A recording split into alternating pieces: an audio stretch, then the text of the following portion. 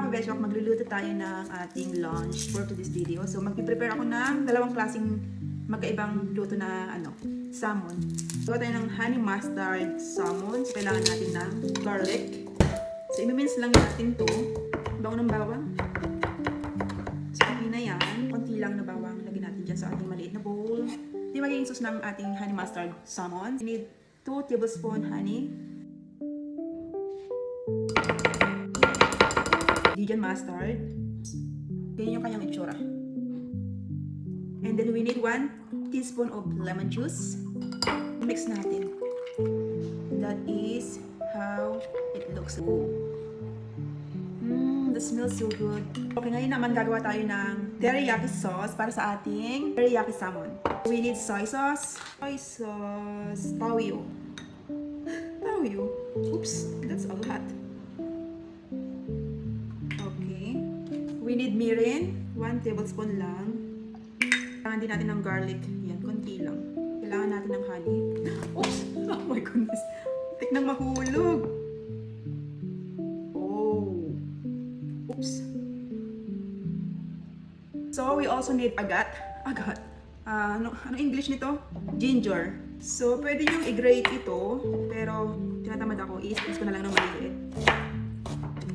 So, okay na yan. Hindi natin dito. Parang daan. Kunti lang. Kailangan din pala natin ng water. Ayan. Mix lang natin. This is what it looks like, mga kabeshiwak. Ayan. So, tabi natin dyan. So, okay mga kabeshiwak. Ito yung ating salmon or salmon. Dito kasi sa Amerika, salmon yung kanilang pronunciation. Dahil gutom na sila, kinain na nila yung letter L. Charot. Baka magalit sila.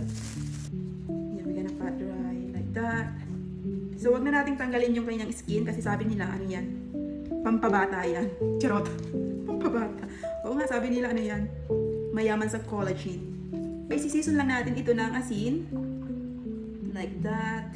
And then black pepper. Umihan nyo lang, huwag kayo mahiya. I-rub natin ng dahan-dahan na may kasamang pagmamahal. Ganun! Rub. Tapos sa side. So, like that. Eat kawali. So we're gonna put the butter. Can I watch TV? Of course. Ang bilis masunog ng ating butter. Balik pa rin natin. Dali lang yung masunog.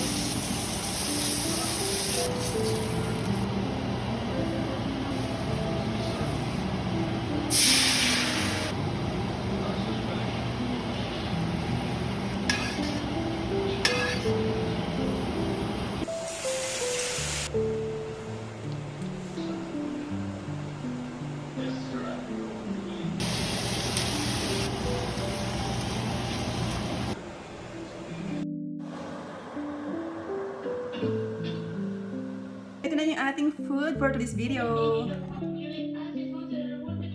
Kain!